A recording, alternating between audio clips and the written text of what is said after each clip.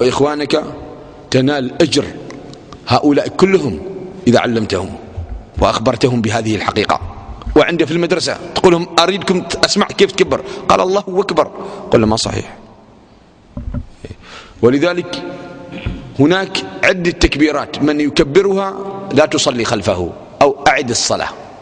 إذا قال الله أكبر انتقضت الصلاة. لو قال الله أكبر هذه صلاة غير صحيحة. لماذا؟ لأنه يسأل هل الله أكبر؟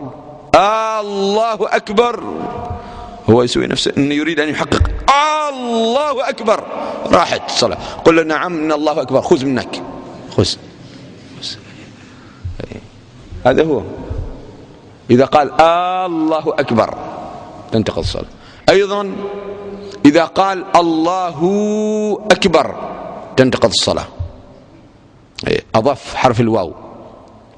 وإذا زاد الهمزة في أكبر، إذا قال الله أكبر تنتقض الصلاة، تنتقض الصلاة. إذا قال الله أكبر لأنه أيضا استفهام.